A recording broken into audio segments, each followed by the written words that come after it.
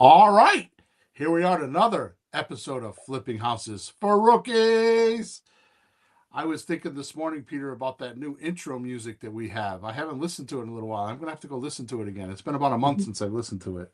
Mm-hmm. I think it's pretty cool. So, how are you this morning? Good. I'm fine. How are you? I think I'm okay. Except for my throat, but that's another story. A couple weeks I've been dealing with this allergy sinus stuff. It's starting to go away. It's getting warm here. Mm-hmm. All right, podcast number 452. The title of today's podcast is Rookie Blueprint to Retiring Early with Creative Real Estate. All right. Discovered, here's the description.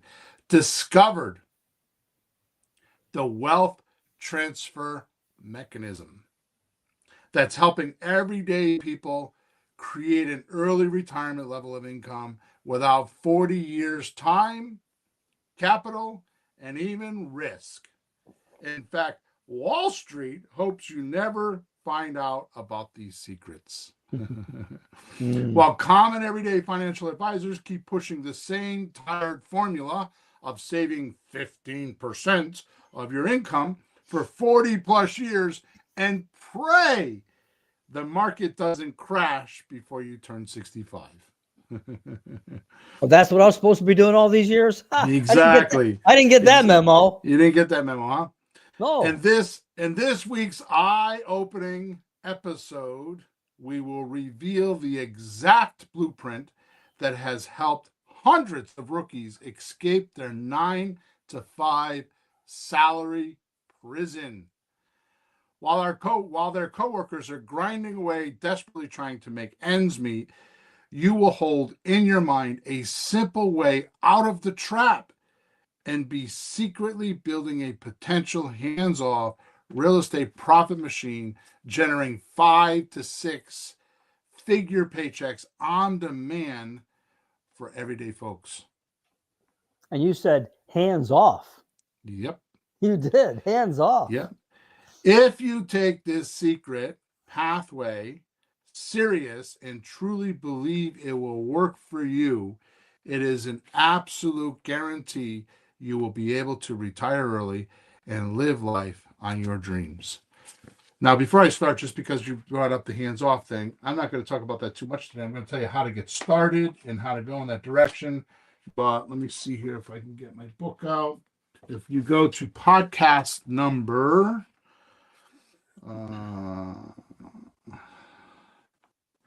podcast number 446, mostly podcast number 448. I talk about the 6 strategies and strategy number, and it's a gradient scale or a sequence of how you would get to a hands-off position. You would do certain types of deals first, and then second, and the third, and the fourth, and then fifth, and it explains exactly how to do that. My book is ready. I'm going to publish it. By next week, I should have it. I should have it by this week, and give everybody a link. But I haven't had the girl publish it on my assistant put it on to Amazon yet. So I just need to. I have everything ready to go. I've just been. I went into some dark hole this week, Peter. So I've been kind of working on stuff that I needed to work on. Anyways, hey, Bill, I didn't see you in that hole. I was there. I didn't see you. I think what hole did you come out? I came out of one of them. Did you come out the other one? Yeah, evidently. All right, so let's do a little bit of housekeeping here. Please subscribe and like to us to where. Please subscribe and like wherever you're watching us or listening to us. So that others can get a warm fuzzy feeling for them to come listen. It's kind of funny, Peter, because we've done 452 of these podcasts, and honestly, I don't even go look at some of that stuff half the time. I think I only look at it a few times a year, and here's the reason why. This is me giving back. I've been doing this 30 plus years. I give to you, obviously, and my coaching clients, which are only a handful of people at this point. So this is my way of giving back what I feel like is something valuable to somebody when they're started. I wish somebody had a podcast like what we do when I first started. Sure. However, it's not a viral podcast. It's not one. I mean, we've got a few million downloads, maybe 2.5 million downloads, something like that. It's not some viral thing, but for the person that's exactly looking to do creative real estate, this is a good podcast. I give a lot of details here. So anyway, so just like it and subscribe to it wherever you're watching it or listening to it.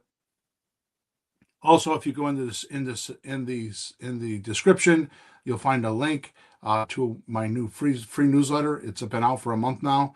You get it; it's absolutely free. If you don't want to go in the description, you can go to newsletter, creative real estate newsletter. No, what is it? Oh my God. Creative real estate dealology.com/subscribe. And so it's creative real estate dealology.com/subscribe. And you can get it for free. Okay. And there's a lot of goodies in there too, because I drop a lot of bombs in there. All right. So let's start off this way, Peter. I Googled the other day because I've heard this on the news, but I wanted to check it because, as we all know, Mr. Trump, like him or not, has revealed to us that there is such thing as fake news, right? So I have to check it before I recite it, right? Not that Google's any better, but Google says that the average income in 2025, which is our current year, says that the average income is $66,622. The medium income, now I don't know the difference between these, but this is what they said. The medium income is $59,384. Okay. Now, the strangest thing in the world is the middle class income is $49,715. What's the difference between average, medium, and middle class? Because I know you're going to ask that. I have no clue. I have a clue on the median. So as far as I understand, averages, you take all add up all the numbers and just divide by how many are involved. But median is supposed to be something like what's ever kind of in the middle. It doesn't mean the most, but it's like in the middle somehow. Okay, here's the point. This is for 12 months, 40 plus hours per week. Don't do anything else except that. Yeah. And this, my friend, is my mental breakdown. I work, I strive, I think about, I meditate about, I postulate about. There's so many things. There's so many things that I do about this because I don't understand it. And by the time you get done with today's podcast, you will have a complete understanding of why I think this is just so stupid. Oh, okay. It's just so stupid. It is just so stupid. It is because, I'm going to just make a couple comments here that I did make. It's because there's only one reason why somebody works 12 months a year, 40 hours a week to make $60,000 a year. There's only one reason. Only one reason. There is no other reason. There is only one reason. That has two sub reasons. Okay. They're drifters. Ooh, yeah. Most people get out of school and they're looking for the job and they just kind of hunt around and they see a help wanted sign. They're not focused. People that have plans, they write their plans down, they have goals, they head for those goals, they look in their future, right? I mean, I talked about it last week, which I haven't read in probably a year. I don't know why it's been on my mind. I should probably read it again. But Benjamin Hardy writes a book, The Future You, right? And we don't think about the future you. We don't think about that enough, right? And what happens is, I was just reading an old book that was written. Well, anyways, I'm not going to get into it. I just read this whole book, and the point is that you have a 5-year goal. And then you break it down to like, what am I going to do today towards that 5-year goal? And it's not that hard, but it keeps you focused, right? So, and just one more little point on that, because I was always that guy, and you know this, and Emma used to tease me about this. I'm definitely my coach, is my attention span is 2 weeks. right? And if it didn't work in 2 weeks, I was off doing something else. Hmm. Well, I've ruined my life because of that. I mean, I'm Wow. 60 years old and I could be a multi-millionaire had I not had that quality. And I had to learn at 60 years old. I'm 61 now, but at 60 years old, I had to realize I had to figure out what the secret was. And I figured it out by accident. And the secret is writing your goals every day and keeping your attention on those goals. If you don't write them down every day or at least multiple times a week, you find something else, the environment spits something else out to you, and you're off doing something else. Uh-huh. You know, it's kind of like, let's go to Florida to Walt Disneyland, right? And then on our way, we find the alligator zoo and we spend 4 days there. And oops, now we don't have time to go to Disneyland. You know what I mean? It's stuff Yeah. like that. So, Yeah. anyways, so what I want to do is disrupt this ideology today because it really bothers me on why people do this. It's a Hmm. stupid thing. I mean, some people have to do it. I mean, we do need people to work, right? Production is the key, is the basis of morale, and it's the key to our society, right? Yeah, it'd be fine though if somebody really wanted to do a particular job. If they enjoyed it, that's fine. But if they're Yeah, doing it and they don't like it, that's a whole other story. yeah. I'm in the middle of watching a series on. I think it's well, I don't know where I started watching on Disney Plus, but I found it other places. It's called Hell on Wheels, Yeah. and I suggest everybody listening to me right now goes and watch at least a couple episodes. It's set in 1865, and it's the northwest. I think it's called the Northwest East West Railroad going across the country. Ah, Now, yeah. now, if you want to see something incredible, watch how these people lived and how they worked. Hmm. We got it freaking made, man. We Yeah. got it We, made we compared to shouldn't be that. complaining. You look at Yeah, that, you stop, shut up, stop complaining. right. So I want to disrupt this ideology today and give a different perspective, followed by a simple to use blueprint by the time we get to the end. Okay.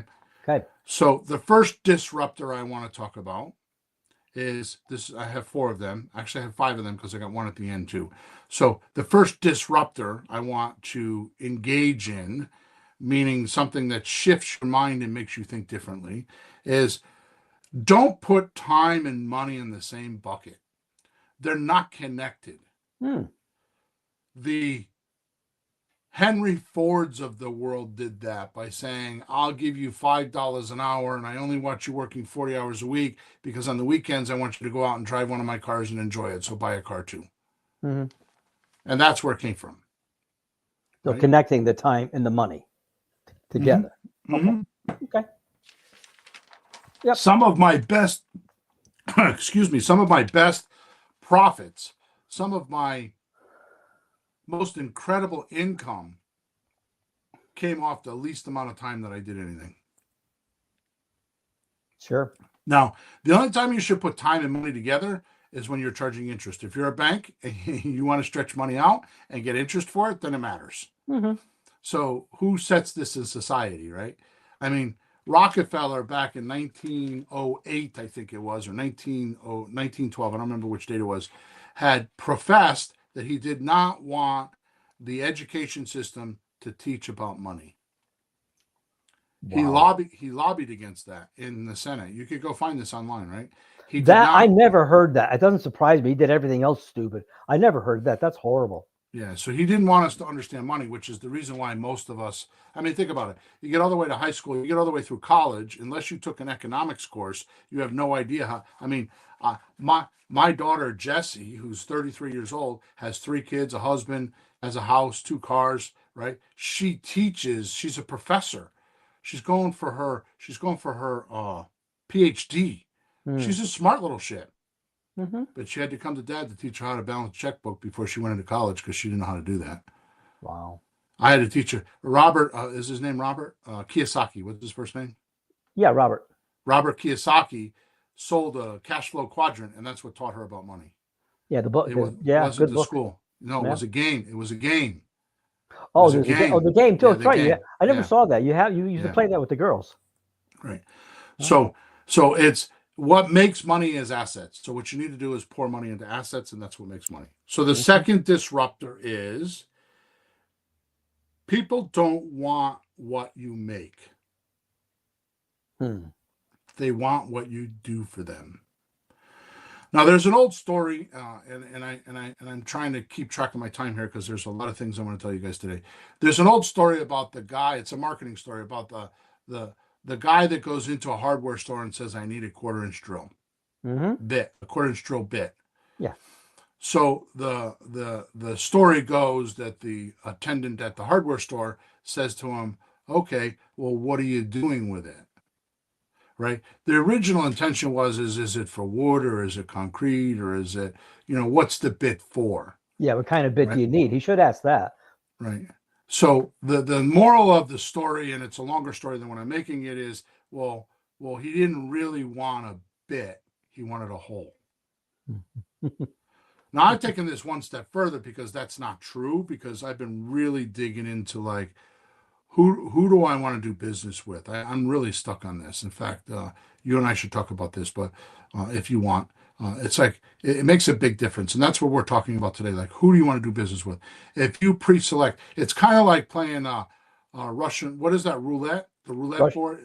Russian No, roulette. no, that's not right. Oh, The wheel with the black yeah, and roulette. Just roulette. roulette, Yeah. right? So the thing is that most people throw their ball into the spinning wheel and then think about what's going to happen, instead of thinking about what's going to happen before they throw the ball in. Mm.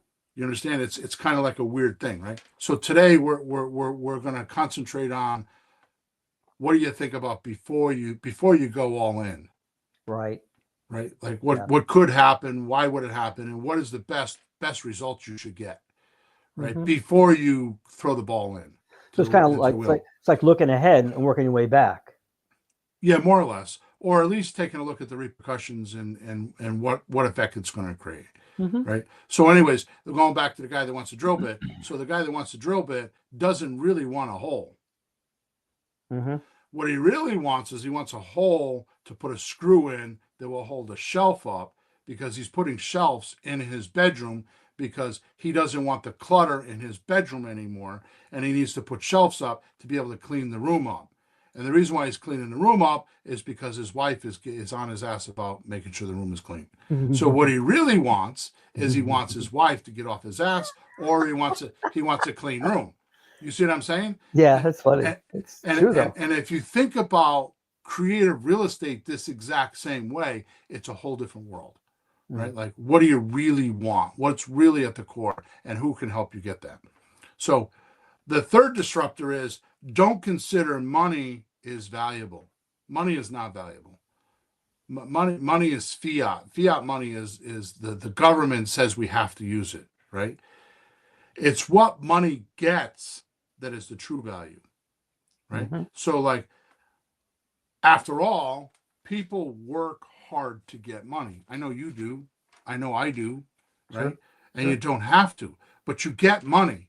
But here's the weirdest thing in the world: you now have money. What do you do with it? You give it away. You trade it for what you really want. So Mm-hmm. money is not what you want. Mm-hmm.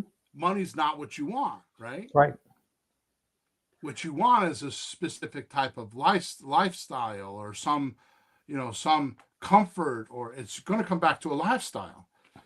So you want money to be able to provide you your lifestyle, right? So I know plenty of people. I mean, the book 4 Hour Work Week was predicated completely on this concept by Ferris. It was Mm-hmm. completely predicated on this concept. Like, so if you only want to work 4 hours a week, who says you have to live in America? Like, go into this other country and you could live for like 1/8 of and you only need to work 4 hours a week. Because the money's not what you want. It's what the money will get you that you want. Mm-hmm. Right. And there's Yeah. a whole nother concept. I can go probably another 2 hours just on this one point, because most people don't look at what they want. They look at what they can get rid of, what they don't want. They think money's going to get rid of what they don't want, right? And that's the wrong way to do it. That's the difference between a drifter and a person that has plans and is going somewhere, Mm-hmm. right? Yep. Which all this is not me. This comes out of Napoleon Hill's newly released book. It's been released in the last year, called "Outwitting the Devil." It's a phenomenal book. Phenomenal book. I just read some this morning. It's so bizarre. Yeah. I mean, a lot of things you might think, you might see here and there, you might study other places, but he puts it in such a practical, like daily use. Like you can read something like, oh yeah, that makes sense. But then what do you do tomorrow morning with it? Yeah. So he has like, well then tomorrow when you get up, do this, then do that. It just gives you things you can use. Well, he ends up interviewing the devil, which is obviously a I'm on that fictitious chapter way. now. I just started. Yeah. I hadn't seen it yet. Yeah. Oh God. It's incredible. Oh God. The devil says, "Don't call me the devil. Call me Your Majesty." Oh. And he says, "Well, really? Why is that?" He says, "Because I control 98% of the population." Oh my God. Oh God. Yeah, with bad habits and that's where this whole drifter thing comes from. Anyways, the biggest obvious secret is, pay attention to this because I'm telling you, this has taken me a lifetime to figure this stuff out, and I'm down in a rabbit hole because I've been really working on. I'm really working on big expansion for me. I mean, I'll tell you just one thing. One of my partners in the other business, we just paid a ton of dough for him to go sit in front of Alex Hormozy to help us with one of our businesses. Mm-hmm. So that's where I'm at. I'm at a way different level than most, and I'm not saying like I'm better or worse or anything like that. I just have some serious intentions, and it's not to make money; it's to help people. I feel like I need to help more people. Mm-hmm. All right. So the biggest obvious secret is every human on planet Earth. Every human. Did I say some or most? No, I think you said every on Every. planet That's Earth. every single one of us. 8 billion of us on planet Earth is in the middle of some sort of transformation. They want change or improvement or decline. They're either improving or declining. Nothing in this universe stays the same. It's either getting better or getting worse. It's just a natural law. Yep. So if that's the case, and this is really true, you need to ask yourself these 3 questions. Mm-hmm. This is what it's like when you're going to be a retired real estate entrepreneur. This is part of your blueprint. You should probably write these down, but you decide what you want to do. These are the 3 questions. As Jay Connor said, these are writer-downers. Mm-hmm. All right, question number 1. Who are you seeking to help change? Who are you seeking to help change? Mm-hmm. Just that one person. That one person. And I'm going to prove this to you by the end of this podcast. Oh, so not like in general, like specifically. Who? The word is who. Who are you helping? Who are you seeking to help change? Just one person. Right. Now, you're not saying an avatar, like a type. You're saying it's like a guy, somebody with a name. Who? All right. Who are you seeking to change? Yep. Right. Number 2. Now pay attention to this, Peter. Yep. I'll wait for you. Want to write it down? Go ahead. Who are you seeking to change is number 1. I'll take a sip of my tea. To change or help or both? To change. Yeah. Okay. Number 2. What promise can you make them if you do help them? What promise can you make them if you do help them? Yeah. Now comes the grand slam. Here comes the home run. Question number 3. How many people, like this person, like how many of these people do you need to do this with so you can retire early? Mm-hmm. Boy, I like that one. And I'm going to tell you, if you actually do this exercise for real, you're going to be blown away. And I'm going to do it for you before we get off this podcast because you're going to be blown away at what this means. These 3 questions, what they mean. This is vital to any marketing campaign. This is vital to how you are going to make a lot of money. We just spent a lot of money, as I told you. Sean went to go see Alex Hormozy, and I talked to him late last night. He was leaving Vegas, and one of the things that he just pounded to death is when you have something that works, just keep doing it over and over and over again. Just keep doing it over and over and over again. You just need to find who you got to do it with, who believes it. I'm going to get into that in a minute. Cool. So this brings me to my next icebreaker. Okay. Your flight plan should include the only 3 ways to increase income. There's only 3 ways to increase income. Jay Abraham wrote this. Abraham wrote this, right? One, and I'm going to talk about it here in Create Real Estate. He talks about it in his book a little bit more general. His book is called, see if I can find it over there. I just had it out. Oh, there it is. Get everything you can get out of what you've got. Jay Abraham. Okay. Yeah. So here it is. Number 1, figure out what each client is worth in dollars and how much time you need to spend with them. Okay. Right? So you need to figure out how much each client is worth in dollars and how much time you got to spend with them. I'm going to do this with you before we leave this podcast. Okay. Okay.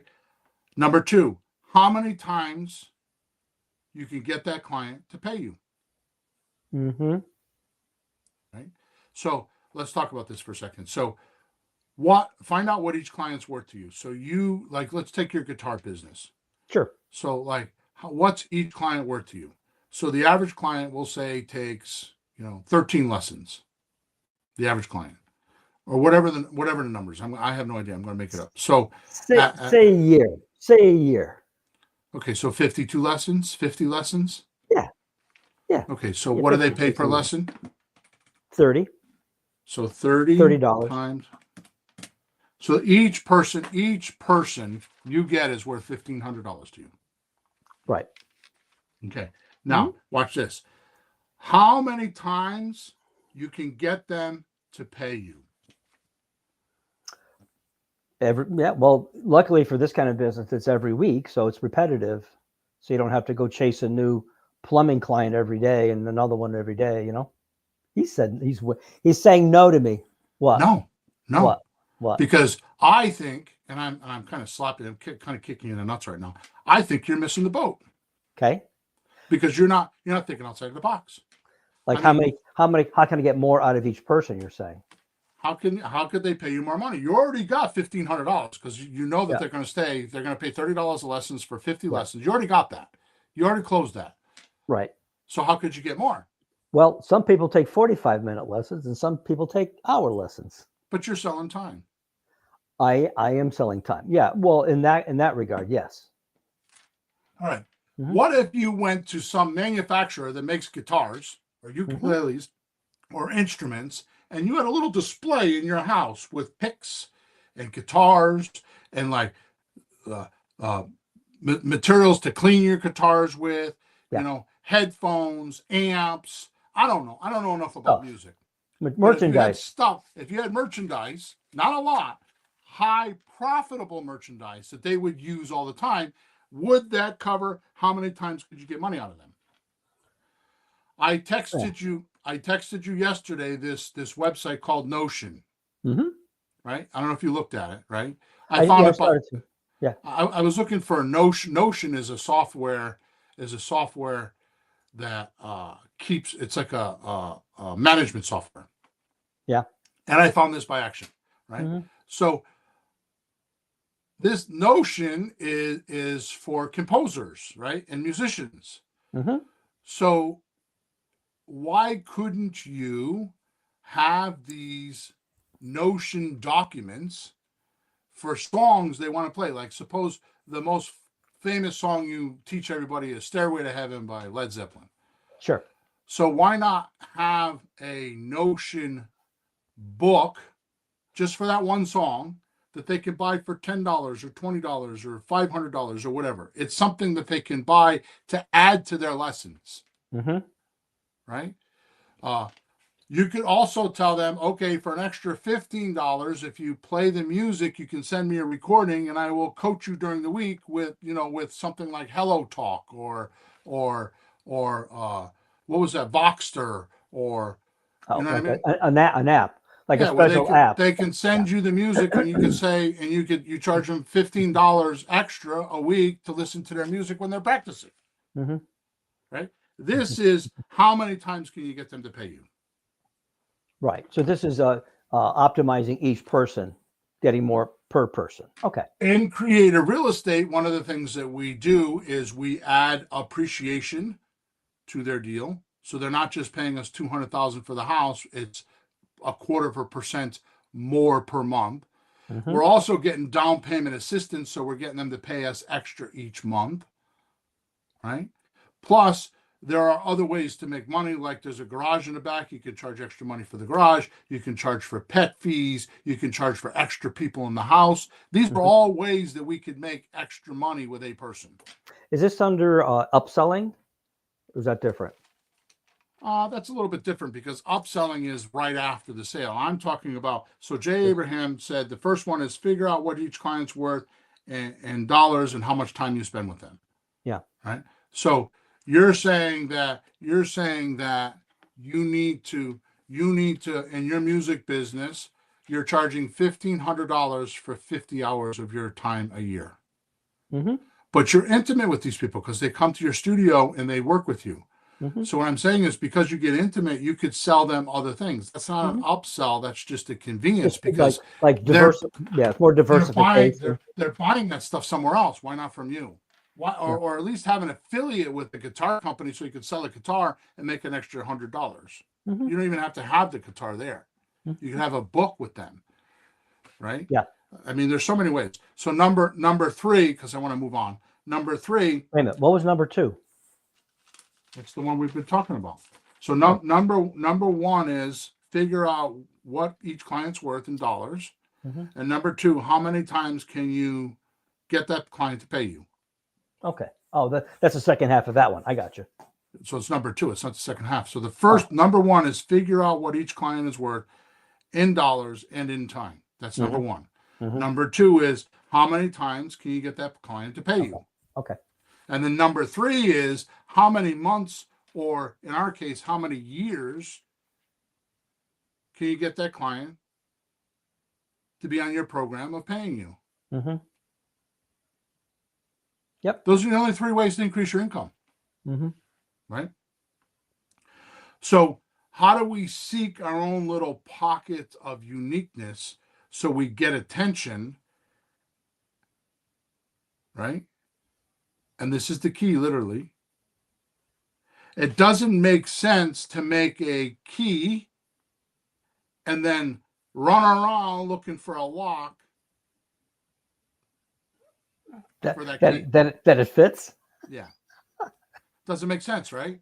Doesn't make sense to make a key and then run around and trying to find a lock that it's going to fit. The only productive solution is to find a lock and then fashion a key to fit in it, which is what we do on every single call that we have. See, we need to find someone, not everyone, because I promise you, you need 1 or 2 people to do a deal with you a year to replace your income. 1 or 2 people to do this. And I'm going to prove this to you before we're done. Mm-hmm. Yeah. Right? You are. Right? So to do this, you would need to scratch out these 3 questions so it's clear who someone is for you, because I'm hammering on who is that someone, because you don't need a lot of people in this business. This business has big numbers. You might, if you could change your music business from the average person paying you $1,500 to the average person paying you $2,500. Mm-hmm. How many does that mean? You need less students and you work less? Yeah. Mm-hmm. Right. Yep. So instead of trying to go always looking for new students and looking for new income that is transient, mm-hmm. you need to figure out what transformation they're in, what conversation they're having in their head, and how you can make a promise to them to get them out of that, and then say to them, okay, here's the program, right? Mm-hmm. You just need to work it backwards. If I want to make $100,000 a year, here's how many people I need, and here's how many upsells I gotta have. Mm-hmm. And then you could stop chasing people and having the turnover that you have by sticking with them because you promised them what they wanted. Mm. And they're going to keep getting it. And oh yeah, by the way, if they decide they want to leave, bring up the promise again. Did you get it or didn't you get it? Because the only reason why they're leaving is because whatever you promised them, they don't feel like they got it. Or whatever you promised them wasn't their real problem, like the guy with the drill in the hardware store, Mm-hmm. right? Yep. The drill bit. Mm-hmm. All right, so here are the 3 questions, right? So you would want to scratch out these 3 questions so it's clear who someone is for you and you can spot them in a crowd. More importantly, and most people don't think about this, this is what I've been trying to portray, I think, for a decade, is the most important part of our business is suspects. Mm-hmm. You want to whack the people that don't fit in your model, right? So Mm-hmm. here are the questions. Number 1, my service is for sellers who believe blank. My service is for sellers who believe blank. So in this particular case, they believe that a slot deal will make them more money, or a lease option will work for them, or a subject to is a good thing for them, or owner financing is exactly what they wanted. Whatever it is that you're good at, and most of our clients, or most of my clients, are the new rookies, are people that are going to do slot deals, Mm-hmm. right? They're going to do slot deals, or they're going to do option deals, right? Because those are the first 2 of the 6 stages. So what I do, my promise or my service, is for sellers who believe blank, and you need to figure that out in your head who you want it to be, what you want it to be. Because if they don't believe that, you whack them. Don't spend any time with them. Get off the phone with them. Mm-hmm. Don't try to make a deal that's not a deal. Number 2, I will focus on sellers who want blank. I will focus on sellers who want blank. Now, little to your knowledge, you created an amazing thing, and that's the question that you ask: what's more important to you, getting your price or profit? Mm-hmm. This fits in there perfectly. So I will focus on sellers who want blank, right? Mm-hmm. They want their price. Well, you're going to get cash buyers. Yep. Or people that want profit, you're going to get terms deals. So in your case, I will focus on sellers who want more profit. Mm-hmm. If they don't want that, you whack them. Mm-hmm. Right? The Yep. third question is, I promise that engaging with me will help them get blank. So I promise that engaging with me will help them get blank. So in your case, it'd be, I promise that engaging with me, I will help them get 35% over market value in profit. They're not interested in that, you whack them, you keep moving. Yep. I actually did exactly that yesterday, talking to somebody who was a real estate person. You don't know this one. This just happened yesterday. And owned something, and just the wife was trying to sell it. It didn't do so well, but I think I just want to sell it. It says, well, if we did this, you would make X amount of money instead of that amount of money selling it, and it would be $40,000 more just for waiting and not doing anything. And he goes, not a bad idea. What? Send me the memorandum. You have my attention. Yeah. Yeah, he goes, send me the memorandum. We had this amazing, and I didn't do it. We had a great conversation, and I didn't do it. You know how I can talk to people? He did it. So yeah. It was that kind of thing. Like, send me that. So I know exactly what you mean. You walked right into my next section here, which is you want to stand for something, not everything.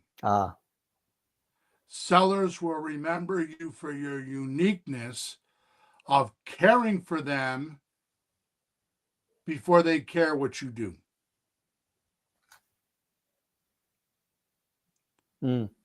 So you want to stand for something, like you stood for something. You stood for, if you wait 3 years, I can make you an extra $40,000.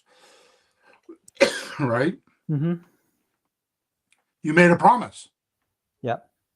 Right? It was a uniqueness because the way you presented it is you cared for them before they care what you could do for them. Okay, you want to hear the other funny piece of this? Hmm. It's the guy has it's a mobile home. The guy has a title on it, right? They're divorced now, and she was trying to sell it. So I'm talking to her first. I don't have his number. I have hers. She goes, "Look, my husband can sell it, but I tell you what, if you can work this deal out where if he finds someone to buy it, he can buy it. It's yours. Period. It's yours, just like that." Yeah. So I said, "Yeah, I can do that. I'll give him an option. If he finds a buyer, go ahead. If I get the Right. buyer, I take it. I won't ask you for commission. You get your own buyer. That's fine, but I don't care." What's it Right. to me? He goes, "All right, let's do it." Because that's See, what they wanted.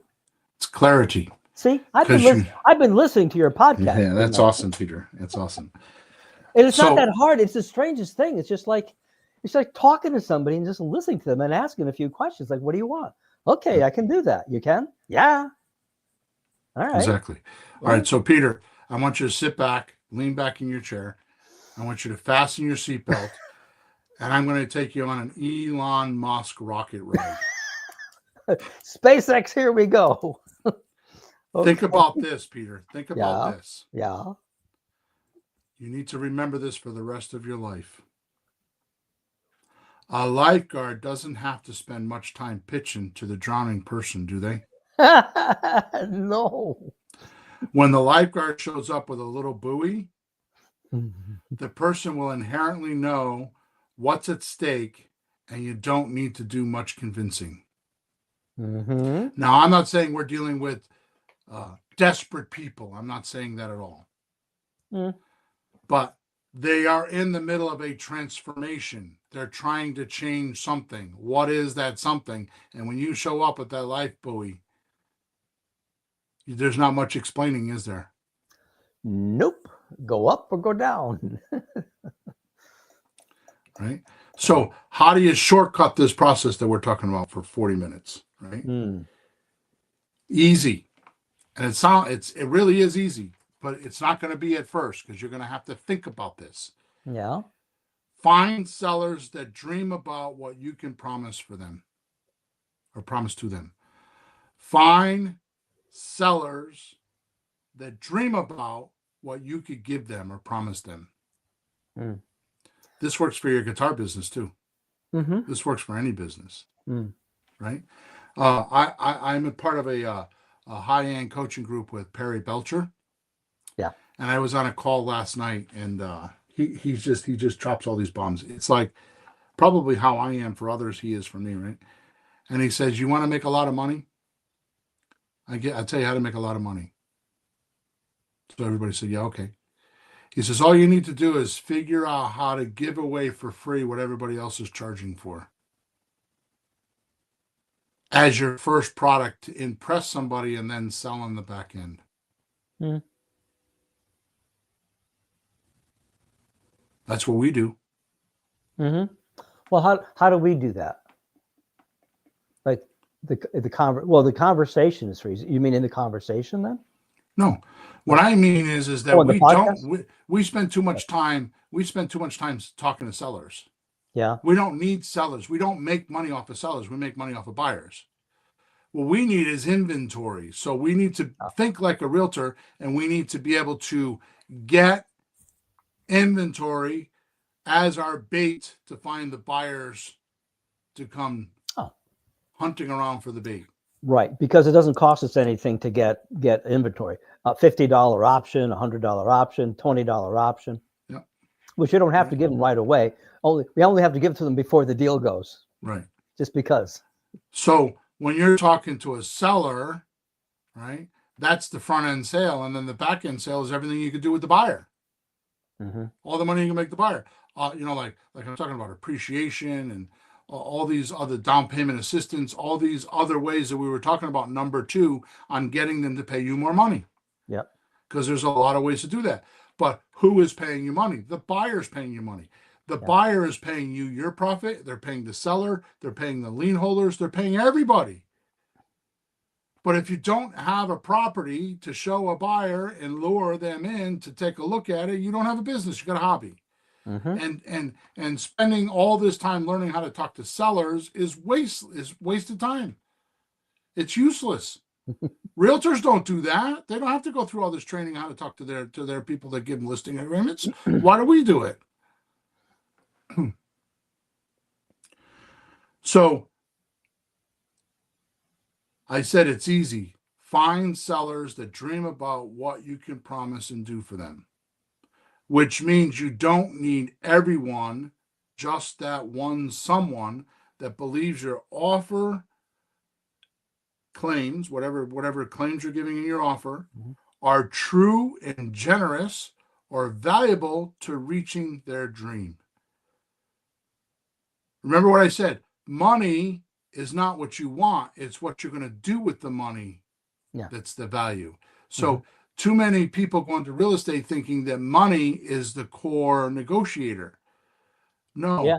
you need to find out, what are they trying to do with this property? Are they trying to relieve themselves, or is it need or greed? Mm-hmm. Do they need to get rid of it, or is it just a greed thing? They just want money to get a different lifestyle. Yep. Right. So most have the whole creative real estate system backwards. They think they're at effect of the seller's willingness. I've coached for 10 years in 3 different coaching groups. Not for 10 years. Well, I've coached in 3 coaching groups for 3 years. 10 years, the other 2. Mm-hmm. For a total of. Yeah. All I know is we spend a lot of time about talking to sellers.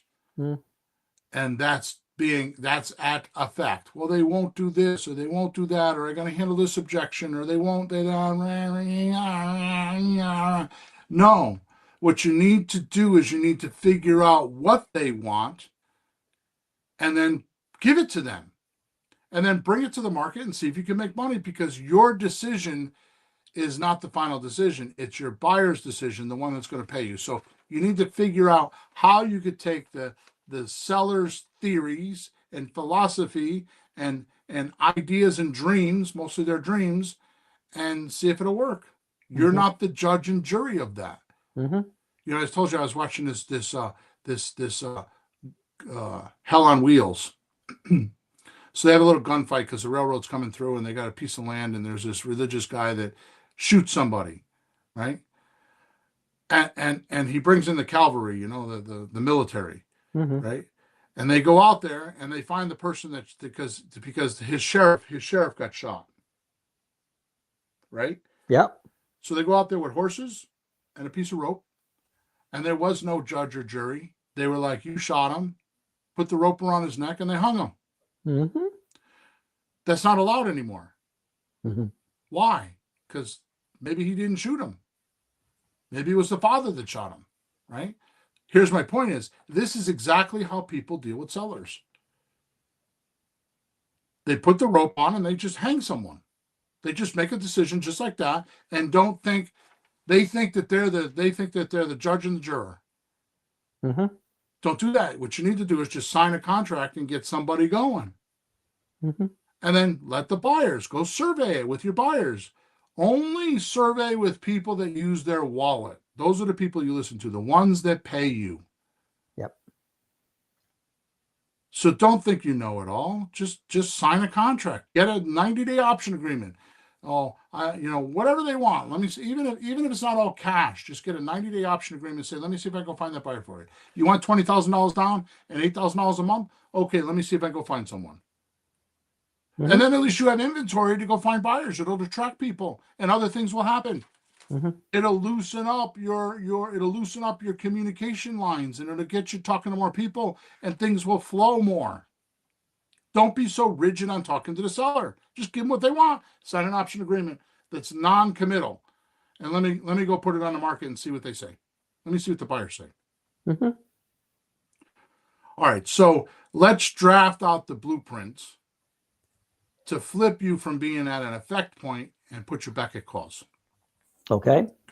So let's not take the $66,622 a year for income.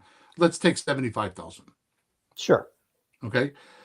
Also, let's assume the average property in America is 419,000. That's not an assumption. That is true. Go Google it. Yeah. Right. So according to Google, it's 419. And I believe none of us should work for less than 10% profit. I believe. Mm-hmm. I know that we're doing 5%, but that's just because I want to get some people going, because there's nothing better than getting somebody to do a deal to believe that it works. Mm-hmm. Because once you believe it, you'll stay in forever. But let's be, and with all that said, let's be super, super conservative. Now let's do a $400,000 property at a 5% discount. Okay. Because we could do that deal from a seller, right? So there's basically no barriers of entry. So they're asking 400,000, it's worth 419, or even if they're asking 419, you're like, they're going to pay a realtor 5% anyways, right? Sure. Plus. They don't know that, but they believe they're going to pay a realtor at least 5%. Well, I'll tell you what, give me a 5% discount and I will go find you a buyer. So 5% of $400,000 is 20 grand. Right? So if we need, so at 20 grand, right? Mm-hmm. And this is not what I'm telling you, because it's better than this, because I'm going to show you something better than this. If you just did that, that's doing stage 1 and stage 2 of my stages. Yeah. That's just signing people up for slot deals and option deals at 5% discount. Mm-hmm. Slot deal, you add the 5% after you get it. An option deal, you get a 5% discount from the seller.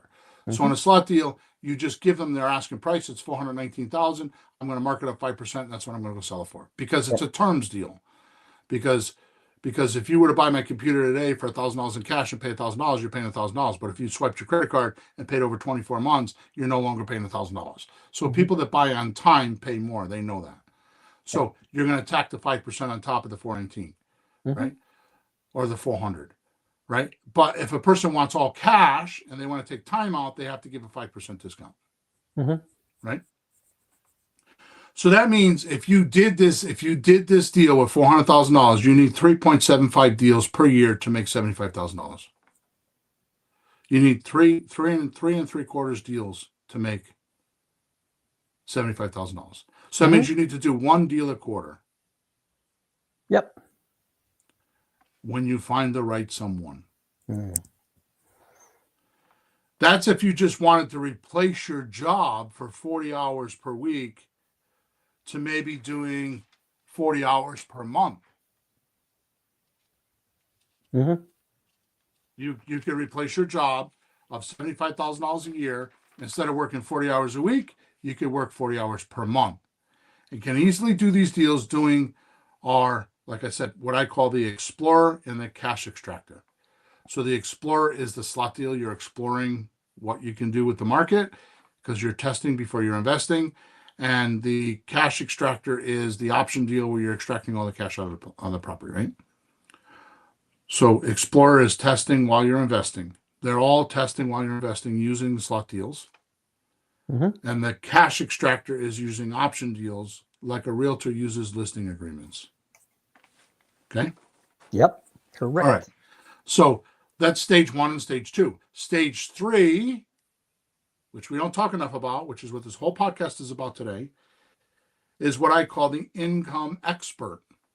Stage 3 is the income expert. That's actually lease options. It's different than a slot deal.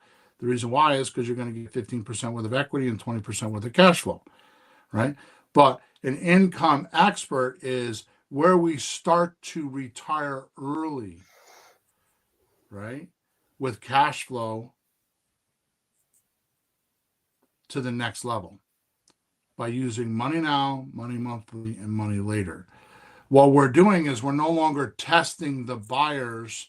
We're testing our relationship with a long-term buyer. So we know with stage 1 and stage 2, which is the Explorer and the Extractor, we know what the market is. We know how much the house is. We know what they're willing to pay. We know what their income is. We know all that stuff. We learn that, right?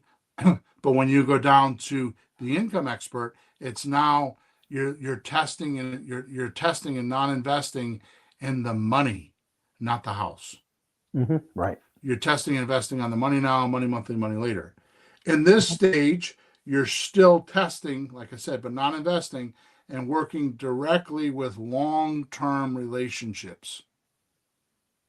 Okay. Like I said, you get 15% worth of equity and 20% worth of cash flow. Now watch this magical calculator, Peter. You ready? Ready, ready. If we use the same $400,000 property as an example, 15% of 400,000, 60 grand for one deal. But now we have to break that down into money now, money monthly, money later, because the 60 grand doesn't come all at once, right? Right. So we buy for 340,000 because 60,000, 400,000 minus 60 grand, which is the 15% equals 340, right? We don't sell for 400,000. We mark it up because it's a terms deal. So we mark it up to 5%. So we're going to sell for for 420. Right? So if we sell for 420, we're going to get a 10% discount. I'm sorry, I said that wrong. We're going to get 10% down.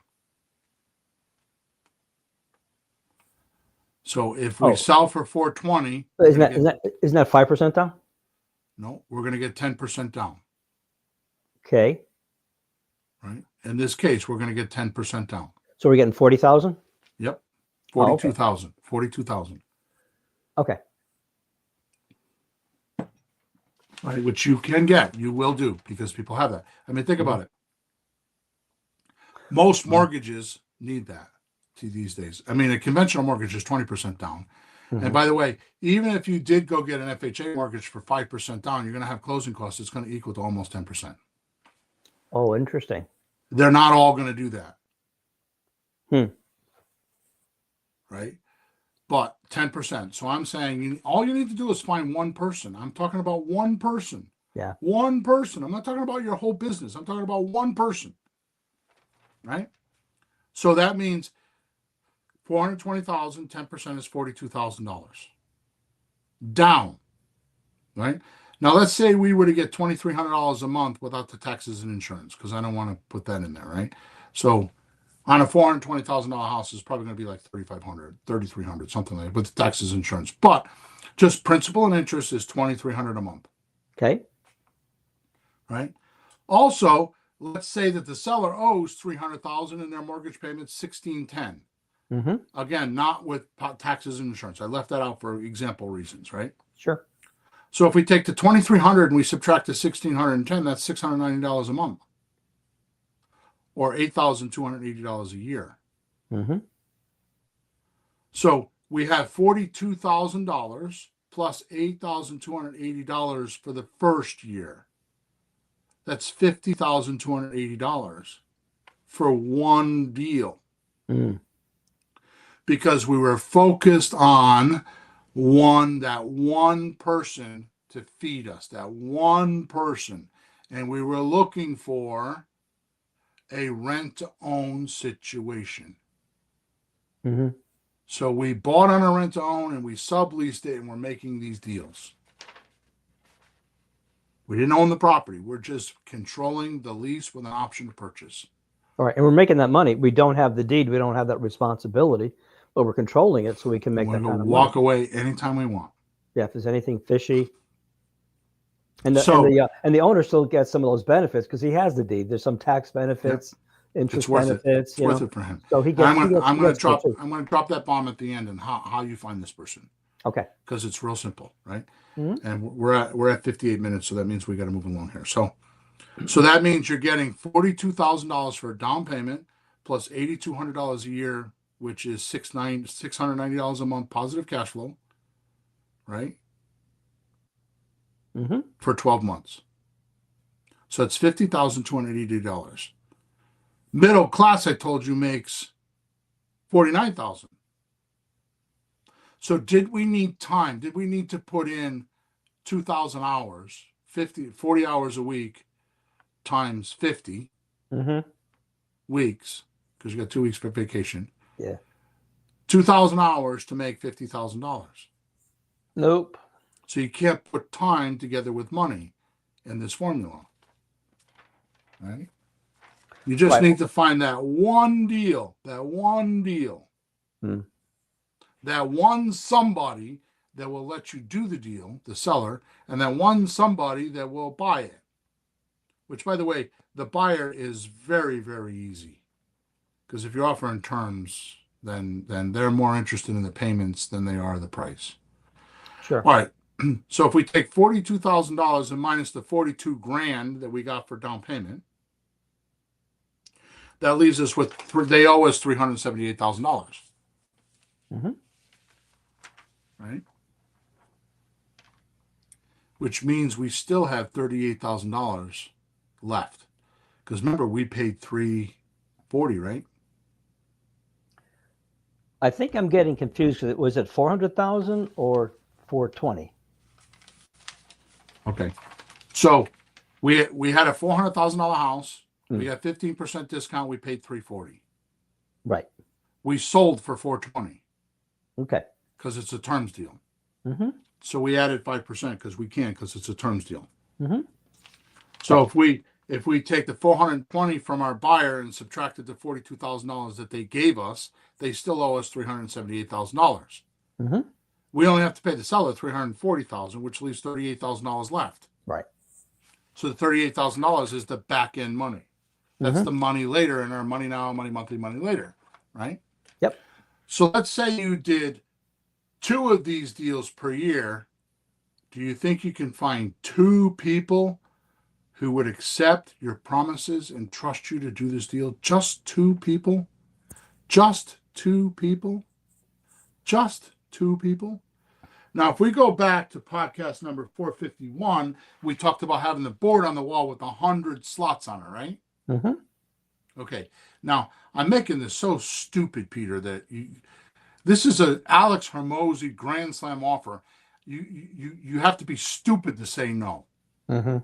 That's what I'm trying to do right now. So if Okay. you had 100 boxes on your board on the wall, the piece of cardboard I told you about, go listen to podcast number 451.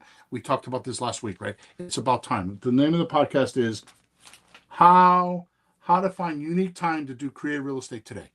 And I talk about going to get a poster board, putting 100 boxes on there. Now pay attention to this, Peter. Yes. 100 boxes is 2 phone calls a week. In a year. In a year. You make 2 phone calls a week and you will find this deal. Mm-hmm. I will pay you if you don't. You will find this deal. Script, no scripts, and I'm going to tell you in a minute why you're going to find this deal. Okay. But let me run through the numbers, okay? Mm-hmm. In Connecticut, where we live, there's 3.67 million people. Do you think you can find just 2 people that will do this deal with you? No comment. Yes. Go ahead. By the way, $50,000, $280,000 cash the first year times 2 equals $100,560. So if you did 2 of these deals, you can make $100,560 a year. And I'm telling you, if you do what I told you to do in podcast number 451 and actually put the poster board on the wall, and you every time you make a phone call, you put their name, address, and phone number in there, and just fill up that poster board, 2 phone calls a week. 2. I don't care if you got 5 million kids and you're running an army and you're the president of your country. You got time to call 2 people. Mm-hmm. Now, if you did this for 5 years, here's what the number looked like. So if you did 1 house, that'd be $50,280 for the first year. 2 houses is $100,560. Okay? Mm-hmm. So I'm going to take the $50,280 and I'm going to add to it the $8,280, which is what we make annually. Because realize the $50,280 includes the down payment. You only get that the first time. That's right. Then you're going to add to each one $8,280 a year. Mm-hmm. Right? So year 2, if you did 2 more houses, and these numbers are not correct. These numbers are false because I didn't accumulate them. Mm. If you did 2 houses, if the second year you would make 67,000 Mm-hmm. because you added 1,600, 8,200, Yeah. right? And $134,000 a year Mm-hmm. if you did 2. Mm-hmm. If you did 3 houses, that's $83,940 a year. If you did 6 houses, which is doing 2 a year, it's $167,880. Are you also counting when the house sells in about 3 years and you get the back end, or is that extra? Nope, So you're nope. not even counting that. I'm Yeah, just talking because about the cash flow. I'm talking about what you get in your pocket right now. oh, If you did it for 4 years, that would be 8 houses. You'd be making $100,500 in your 4th year. And if you did, that's if you did 4 houses, it's 100,000. If you did 8 houses, which is 2 per year for 4 years, it's 201,000. mm, And then in 5 years, if you did 5 houses, it's 117,000 a year. And if you did 2 houses a year for 5 years, which would be 10 houses, it's $234,000. mm, Plus, to your point, you got $38,000 for each house times 10 houses is $380,000 in back end mm-hmm. money, Mm-hmm. which means if you did 2 houses per year, you would make $234,120 in cash flow, or $19,510 a month at the end of 5 years. Is that retiring early, Peter? That's retiring. Well, you can't say early to me anymore. It's too late. You can say retiring though. Right. Plus, you got the $380,000 in equity with no appreciation. We didn't even add all the bonuses that we get. Oh, yeah. We didn't do any of that. This is just so you made $234,000 without the $380,000. So technically, you made like $500,000. You made $500,000, which means doing 2 houses a year with money now, money monthly, money later, your grand total would be $614,000 or $122,000 a year with cash flow and equity per year. Mm-hmm. For working 40 hours a month. And the incredible part is, how much time have you invested, or better yet, have not invested? Because I told you one of the interrupters is don't attach time to money. Mm-hmm. So let's say using the $50,000, you did 1 house. Yep. We didn't do all the other numbers because I would be here for 4 hours reciting numbers, but just 1 house at 50,820 hours. I'm sorry, 1 house made $50,820. If you spent 10 hours doing it, you make $5,082. An hour. An hour. An hour. If it took you 20 hours, you're making $2,541 an hour. If it took you 30 hours to do that first house, it's $1,694 an hour. If it took you 40 hours, you made $1,270 an hour. If it took you 80 hours, you made $635 an hour. If it took you 160 hours, it's $317 an hour. All because you used this simple blueprint today and made a promise to a seller who was seeking a simple change that you could provide for them easily. Here's my last interrupter. If you've already rented a house in the past, say your college years or when you first got married, if you rented anything, an apartment, a condo, a house, rented any place to live before, mm-hmm. you have literally learned 90% of what I just told you. There is no long education. You just need to know the 8 or 10%, which I just explained to you today, on how you can get a lease option with a landlord and then sublease it and make these numbers I just told you about. Right? It's true. Which, by the way, how do you find these people? Is you're making 2 phone calls a week. You don't need software. You don't need spreadsheet. You don't need all of that, because you're going to put them on your board with 100 boxes.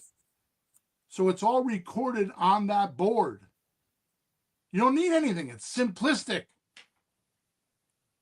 You're going to make 2 phone calls a week.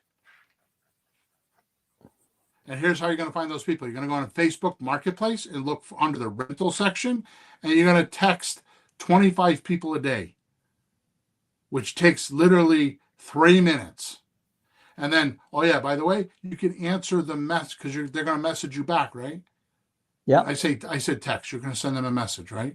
You're not going to look at the house. You're not going to do anything. You're just going to put in your local area, and people are going to rent houses. And here's what you're going to do. You're going to type in the message, would you be willing to rent your house for a year or 2 and then sell it to me? Then you're going to copy it and paste it into 24 other houses. If you do that every single day, I don't care. If you did that once a week, twice a week, you will get 1 or 2 people to talk to. You don't look at the house. You're looking for the person that's willing to do what we just talked about. Remember, that one person that you can make a promise to that will do this. That's all you're looking for, is that one person. Everybody else you're just sifting through, and you're just looking for that one person that you can make a promise to and will believe you and say, yes, this is value to me and I want to do that. So let me ask you this question, Peter. Yes, sir.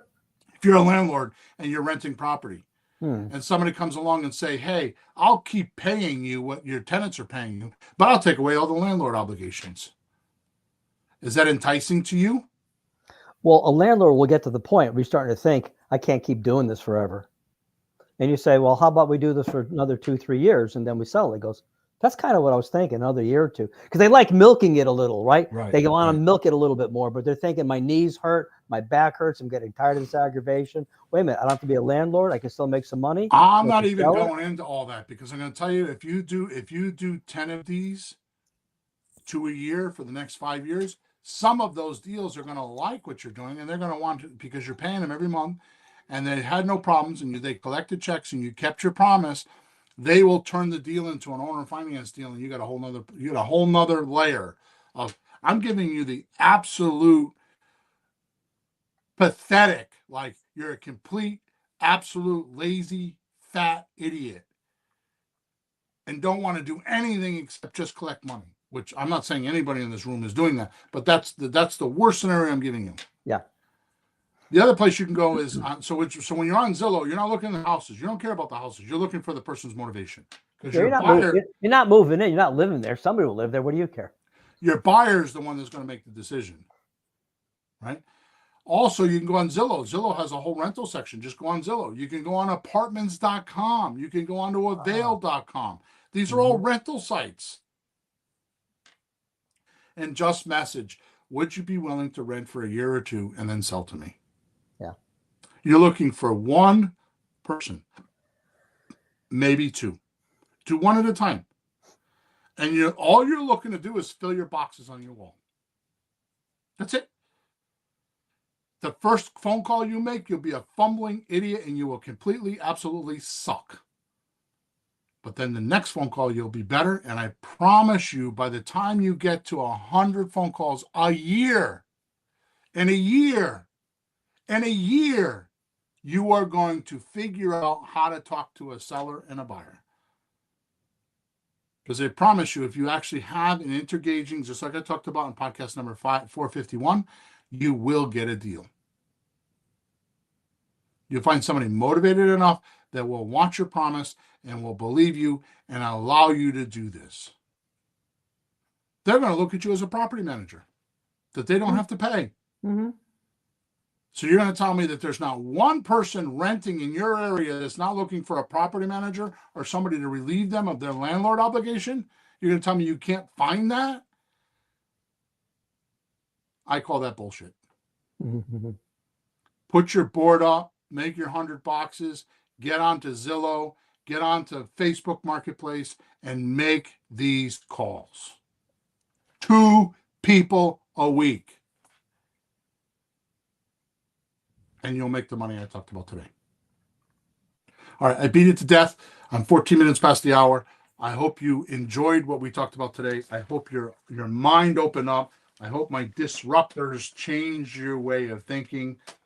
Thank you, Peter, as always, for being here and listening to me and helping me with this podcast. Thank you to our listeners for supporting us. Make sure you subscribe to us. Make sure you like us. Make sure you leave a review. If you leave me a 5-star review, you can text and take a picture of it, and you send that picture to flippinghousesforrookies@gmail.com. I will send you a document that we call the reluctant buyer, that has all this stuff inside of it, that even has checklist and everything. So when you're walking through the house, it's got all the scripts, all the checklist, everything. I have been selling this in the past, I think for, I don't know, a couple $100. I don't know what I was selling it for. $97. I will give it to you for free. And it has all the scripts and everything that I was talking about today inside of it. And if you leave us a 5-star review, take a picture of it, text it to flippinghousesforrookies@gmail.com. I will send you that document. Okay? In the meantime, flourish and prosper. We will chat at you on episode number 453. Have a good week.